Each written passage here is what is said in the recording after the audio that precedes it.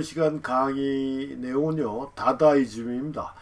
이 다다, D-A-D-A 그래가지고 우리말로 얘기하면 부정주의인데요.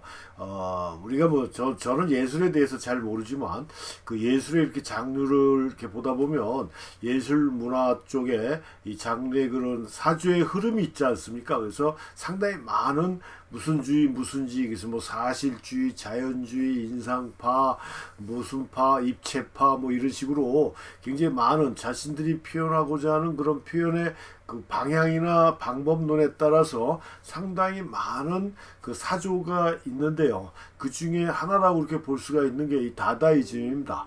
제가 그냥 다다라고 이렇게 써놨지만 다다이즘이다. 그래서 우리말로 얘기하면 부정주의인데 그게 무슨 얘기냐면 1차 세계대전인가 2차 세계대전인가 제가 또 그것도 확실치가 않은데 예술가들이나 문학가들이 상당히 혼돈의 시대를 맞이합니다. 그러니까 무슨 얘기냐면 인간의 생활에 좀 더 편리함을 도모하기 위해서 만들어낸 많은 여러 가지의 과학 물질 문명의 그 도구에 의해서 세상이 파괴가 돼버린 거 아니겠습니까? 파괴되고 대에 대한 그런 절망과 희망이 없는 이런 상황에서 새로운 형태의 뭔가를 찾아야 되겠다. 그러니까 기존의 모든 질서를 부정하고 새로운 질서를 찾아서 새로운 창조를 해야 되겠다라는 형태의 사조가 나온 게 부정주의다. 그러니까 이게 뭐 사진의 모든 장르가 마찬가지지만 한 분야에만 속하는 건 아닙니다. 다양한 여러 시각예술이나 뭐 이 모든 예술에 포함되는 그런 것들인데 특출나게 특정한 매체에서 그 효과를 발휘하는 경우가 더 많은데요. 이 다다이즘도 사진 쪽에서 뭐 이렇게 아주 확실하게 성공했다라고 볼 수는 없지만 사진 쪽에서 많이 이용을 했다라고 이렇게 볼 수가 있어요. 그래서 여기 지금 이게 모나리자지 않습니까? 모나리자. 근데 여기 지금 뭐 이렇게 수염이 그려져 있잖아요. 그러니까 기존의 질서를 파괴하고 깨부시는 거다라고 이렇게 보시면 되는데 하여튼 이런 형태로 기존의 질서를 무시하고 깨고 새로운 질서를 만들어야 되겠다라는 건데, 그러니까 기존에 있었던 모든 방법론을 무시하고 새로운 방법을 찾아야 되는데 이 그림 그리는 사람들이 이렇게 주변을 보니까 사진만큼 깨끗한 게 없었다라는 얘기죠. 그러니까 사진이란 매체가 등장한 지 얼마 되지도 않았기 때문에 많은 응용 분야에서 사용도 하지 않았던 거고 그만큼 청순했다라고 이렇게 볼 수가 있었던 거죠. 그래서 그런 이 다다이스트들 특히 사진하는 사람들에 의해서 이 사진하는 사람들이 이런 다다이즘을 이용한 자신의 그런 표현 방법을 추구했던 그런 사람들이 많은데 일단 가장 대표적이라고 할 수 있는 게 이게 양병기지 않습니까? 그래서 샘이라고 얘기할 수가 있는데요. 제가 자꾸 이거 깜빡깜빡 하는데, 마르셀 듀상입니다. 마르셀 듀상의 샘인데요. 이 샘이라는 게 이게 지금 기성 제품을 가지고 예술 작품이라고 출품을 한 건데, 상당히 욕도 많이 먹고 퇴짜를 당해서 결국은 전시에 참여는 못했다고 제가 알고 있습니다.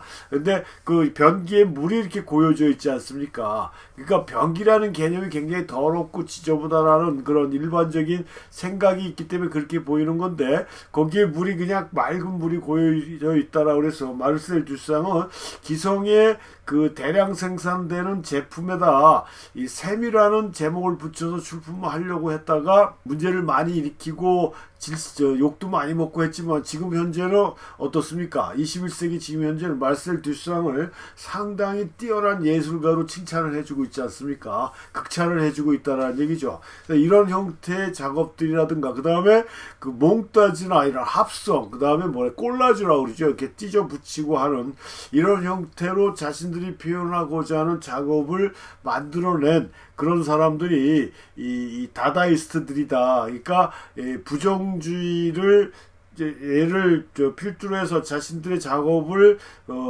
왕성하게 했던 사람들을 우리가 다다이스트라고 얘기를 하는데 화가들은 이런 형태로 작업을 했다라는 거예요. 근데 사진 쪽에서는 만레이라는 사진가가 있습니다. 만레이. 아주 대표적인 사진가인데요. 이 사람은 초현실주의 화가이면서 사진을 통해서 자신의 그런 메시지를, 그러니까 이미지를 만들어내는 그런 그 사진가입니다. 그래서 사진 쪽에서는 사진가로 분류를 하지만 이 만네이라는 사람은 스스로가 자기는 사진가가 아니다라고 얘기했어요. 그래서 뭐라고 얘기했냐면 나는 운전하기를 좋아하지만 운전수는 아니다.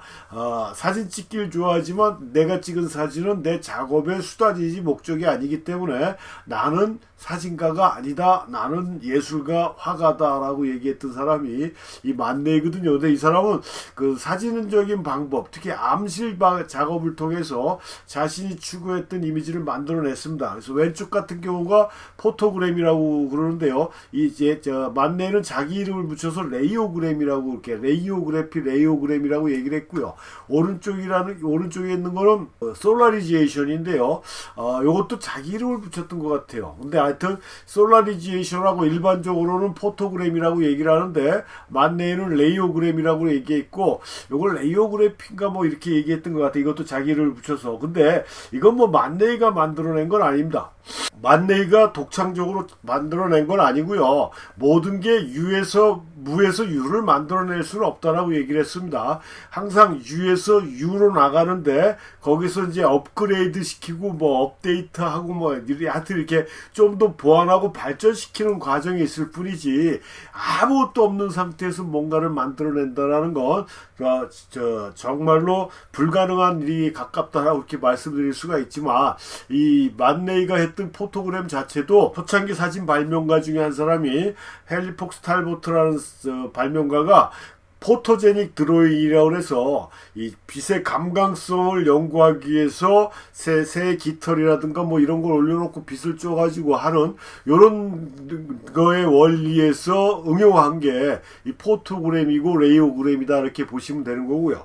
이 솔라리제이션도 마찬가지예요. 사진 발명 초창기에 사진을 발명한 직접적인 사람은 아니지만 상당히 사진의 그런 기본적인 토대를 만드는데 상당히 많은 기여를 했던 존 허셀이라는 천문학자고 과학자였던 그런 사람 중에 한 사람이 이 허셀 효과라고 그랬어요. 이 사람도 독자적으로 사진을 연구하고 기존에 있었던 사진술의 방법을 통해서 독학으로 사진술을 연구하고 익히는 과정에서 본의 아니게 그 감각 재료는 현상 중에 빛을 쬐면 안 되거든요. 근데 실수에 의해서 빛이 쬐는데 빛이 들어온 순간적으로 빛이 들어와 갖고 차단시켰더니 음화와 양화가 공존하더라. 그러니까 빛을 먹으면 안 되는 상황에서 빛이 됐는데 네거티브가 돼야 되는데 빛이 들어온 부분은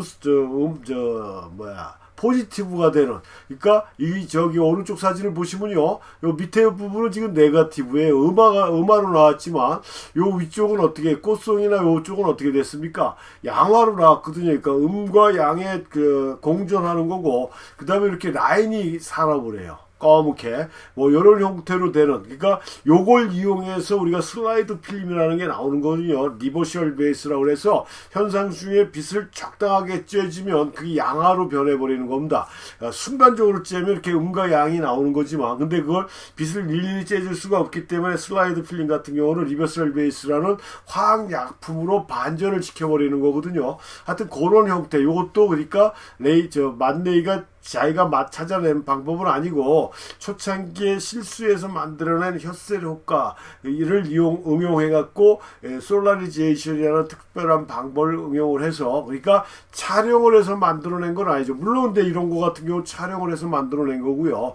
포토그램 같은 경우는 촬영이 아니라 암시에 의해서 만들어내는 이런 형태의 작업으로 자신들의 이미지를 표현했다. 그래서 하여튼 다다이즘은 부정주의, 기존의 질서를 깨고 새로운 방법에 의해서 새로운 걸 창조해내는 그런 과정을 찾으려고 했던 그런 예술가 집단을 우리가 다다이스트라고 그러고, 그 사람들이 추구했던 이념 자체를 다다이즘이다라고 얘기하는 것이다. 그래서 사진가 중에서는 가장 대표적인 게 만네이다라고 이렇게 말씀드릴 수가 있겠습니다.